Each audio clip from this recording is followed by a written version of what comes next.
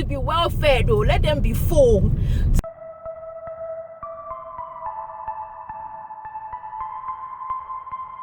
Hi guys, welcome back to my channel, Winging It with AC. My name is AC. So if you find me in my car and I'm talking to you, it means we are running errands. But in my earlier video, the one about the rant about real estate, where I was eating kinky, I mentioned that I had recorded a video and then I accidentally deleted this video.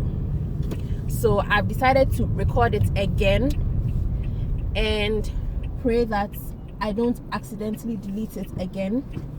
And I did mention in that video that I realized that right now, the way my life is set up, I'm finding it a bit difficult to actually do like my sit down videos.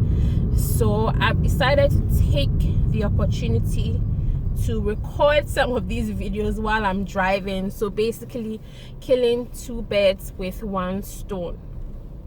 So today what I want to talk about is how I sleep trained Seram. So how I weaned him off feeding at night and how I got him into a bedtime routine such that he sleeps for 11 hours each night, most of the time without waking up. Now, this is what worked for me. You can try it, you can change some things to suit you and your family to see how it works, but I just decided to share what I did that helped me to train Seram. And it was largely influenced by a post that Eno of Talkative Mom put up sometime last year, getting to the latter parts of last year, how she sleep trained her two boys. So at the time I read the post, my boy was about 6 months and like 2 weeks, so let's say 6.5 months, and she I think started at about 11 months. But I was like, you know something, I have read several articles that have talked about the fact that once you start weaning your child, the nighttime feedings are not quote unquote necessary, or they don't rely on that, or they don't really need it as much anymore. So it's just sort of kind of becomes like a routine for them that they've gotten used to. So I was like, if that is the case, then we need to start sleeping in this house. So he was about 6.5 months when I decided to start trying. So one takeaway point I took from her blog post was that make sure that they are well fed before you put them to bed. So I started, at that time I had literally just started weaning him. So we're now doing avocado, banana, those things. So I was like, okay, I know avocados are like heavy on protein, fat. So sometimes I would give him avocado and chicken for his evening meal, and then give him breast milk, and then he'll fall asleep and I'll put him to bed. Now, the one thing you need to remember is that you need to be together with your spouse in doing this, or whoever you're living with, so that you are on the same page and the two of you agree on how you're going to do this, so that it's not like one person is doing it and the other person is not being helpful, so it's not really working. Because you need to be consistent so that it works, and then they understand that this is like their new routine. So I told Richie that. And then another thing that I had also learned about from other pages that I'm on and other moms is that when you want to start weaning them, instead of giving them the breast milk or formula, or some people it's even Milo, so maybe they are 2 years and they are still waking up at night, they are drinking Milo or cocoa, is when they wake up, instead of giving them that, give them water. And one of the key things is let your husband or someone else be the one to give them the water, because if you pick them to bed, they are used to the fact that when they wake up, mommy picks me and I'm breastfed. So if you pick them, that is what they are expecting. So let's daddy be the one to give them the water. So I told Richard, okay, this is what we're gonna do. He was waking up about 3 times at night. So I was like, when he wakes up the first time, which is usually around I think 1 o'clock ish or so, give him water, put him back to bed. When he wakes up the second time, and then when he wakes up the second time, my plan was that when you wake up the second time, you're going to cry till you fall back asleep. And then when you wake up the third time, which is literally like dawn, I'm around 5 a.m. or 8, so I will take you and I will breastfeed you. So the first night, he took him, gave him water, he went back to bed. Then when he woke up the second time, I was like, leave him to cry. Now this part, it wasn't hard for me, but it was hard it was hard for my husband, because it was like he's crying and he was just wants to pick him up. And another point I gleaned from Talkative Mom's blog post was, be still as possible, don't move. Once they see movement when they are crying, they know you are there and they will just keep crying. And you know, being still was the hardest thing. Like, it was so hard to be still, because it's like, that is when suddenly your leg is itching and then you are suddenly feeling hot under the cover, so you want to remove it. It was hard to be still. So the first night he cried for, I want to say this boy literally cried for like 45 minutes before he fell back asleep. And then he slept for maybe an hour and a half before he woke up. And then I took him and I fed him. So the second day he cried for, I think, roughly about the same amount of time, 40 minutes ish, and then slept again. So we did that for 3 days. And one thing she said was that keep in mind, just plan they're going to do this for 2 weeks, but it shouldn't even take 2 weeks. But on the third day, I realized that he was drooling so much, and I realized that he was teething. So I was like, okay, you know what, we're going to pause this so that I will not let you cry it out when you wake up the second time. I'll just take you and feed you, because you are teething, you're in pain, you're not comfortable. But we are still going to do the water. So the water, then we stuck to it. You wake up the first time, daddy is giving you water, case closed. So we mastered that part. So so by then he was like he had turned 7 months. So and it turns out that he was cutting about like 6 teeth at a go. 6. So when that blew over, by which time he was almost 8 months, I think, then I was like, we are going to resume our regular transmission where you're going to start crying it out. So we did that, and then it worked, because like as the days go by, the interval for him crying becomes less and less. So he ended up cutting it down to crying for like waking up twice in the night. So he wakes up the first time, his dad gives him water, he goes back to bed, and then he will actually sleep for a stretch before waking up again, and then I would feed him. So it worked. Like I'm saying, not everybody is a proponent or a supporter of let them cry it out, but it worked for me, because now mommy needed to sleep. Okay. And then the next thing that I did was trying to wean him off using the breast to fall asleep before bedtime. So before I get to that, when I decided to resume the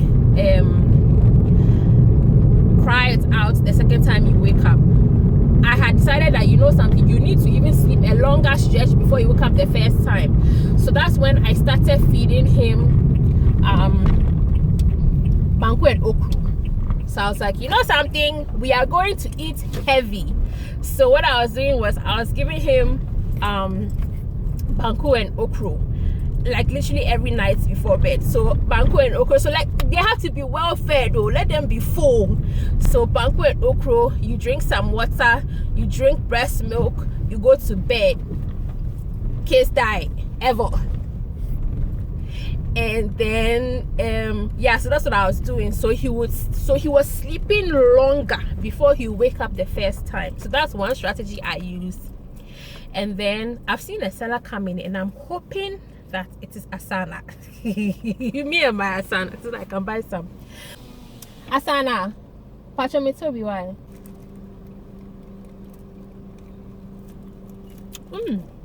Tastes great.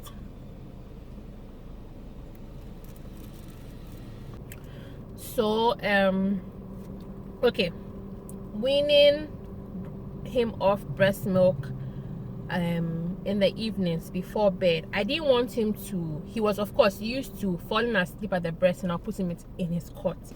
So I decided to establish a bedtime routine, which was also part of Eno's blog post. So what I decided was that, okay, at 7:30 you are going to bed, and I'm going to put you in your cot, and I'm not going to breastfeed you to sleep.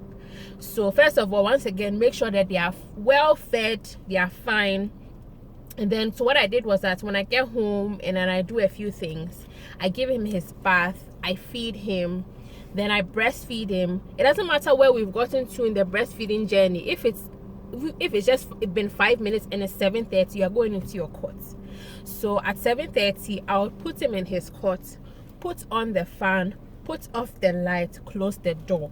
So that was the routine, so that he would get used to falling asleep on his own without the breast. The first night, this boy cried from 7:30 till a few minutes to 8.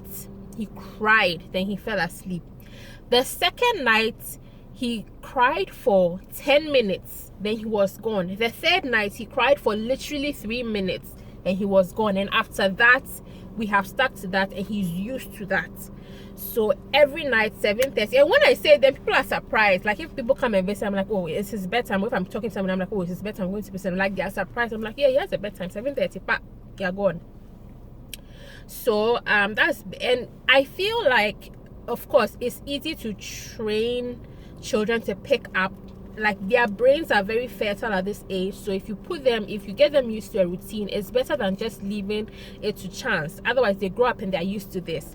And when I started doing that with him, this was I think a week or two before lockdown, so this was March, so he was 10 months. So I started this bedtime routine at 10 months, and then we're still doing water. But by the time he had gotten to 10 months, he was waking up, I think, just once at night, and then he'll go back to sleep. So the once his dad would pick him, give him water, and he'll go back to sleep. Even if he wakes up a second time, he will still give him water and go back to sleep. But by then he was waking up just about once. By the time he turned 11 months, he was sleeping through the night without waking up. So he would sleep at 7:30 and he would wake up. He's usually up by 6. We don't go past 6 o'clock. There are very, very rare times that maybe he'll wake up at 6:30. So basically by the time he turned 1, he was sleeping through the night, and he sleeps at 7:30. He wakes up, I'll say he wakes up, most days he wakes up at 6 o'clock, sometimes 5:30 or 5:45, but by 6 he's up. So he's basically sleeping for that long. And then during the day he takes usually a 2-hour nap, and that's it. So that's how I weaned him off nighttime breastfeeding, and then breastfeeding him to bed basically in the evenings. And so in recent times we've realized that he gets so tired, like by 5:30 his eyes are red, he just wants to go to bed. So we've been thinking of pushing his bedtime forward to like 6:30, but we've gotten so used to the 7:30 and how things progress to the 7:30. So it's like sometimes we try some, but usually by 7:30 he's in bed, he's gone. And it also helps you, because then you get time to do other things, and you get time to just get things done and relax for a while before you go to bed, rather than just leaving them up and about till 10:30 before they go to bed. And I'm glad we did it at the age we did it for him, because first of all, we live in an apartment complex, so him waking up at 3 a.m. and crying it out for like 30 minutes, 40 minutes, it wasn't easy. But then I'm glad we did it then, because right now at his age, his screaming is intentionally loud and shrill. So I feel like the older they get, the harder it will be for you to let them cry it out, because at this point they know how to manipulate their voice to that point where you just want to go and pick them up. So I would advise that you do it as early as possible. Not everyone is a proponent of let them cry it out. Some people feel like it's a very cruel measure, it's a cruel way to treat your child or whatever, but it worked, and the crying doesn't kill them, doesn't mean that you don't love them. So now he sleeps through the night. If he wakes up in the night, daddy gives you water, you go back to bed, you know. So since January I stopped breastfeeding him at night. Like, that was the last time I breastfed him at night. I stopped. If he wakes up, it's water, he goes back to bed. And the times where he would wake up, it's either he's feeling hot, so in those times, immediately you put on the fan, he's gone. He will just fall back asleep. Or maybe he drank so much water that his diaper is soaked, so you change his diaper, he just goes back to sleep. Those are basically the few times that he would wake up in the night, but mostly he would sleep straight. I envy him to sleep 7:30 to 6 a.m. straight. I feel like that's just like a miracle, but they need the sleep to help their brains, they grow in their sleep. That's what I read about anyways. So yeah, that is my story for how I was able to train my son to sleep. And then once on Instagram, my twins and more inks, she talked about how she sings we are praying to the twins when it's time for bed. I was like, why have I been forgotten about that Sunday school song? So a few weeks ago I decided to pick it up and started singing it to him at bedtime.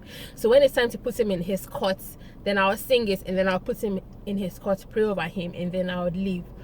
And then a few days ago I was holding him and I was singing it, and he was just literally wanted to dive into the cot. I was like, okay. And then was it last night or so, or the night before, just very recently, I put him in the cot and he was trying to protest by crying, and then I suddenly started singing we are praying. Then he became calm and he was just lying there quietly looking at me, and then I left. I was like, okay, now we have attached the two together. Okay, so try what works for you. This was what worked for me. So yeah, welcome to my Sobolo. I need to get off now because I need to use my GPS to find where I'm going.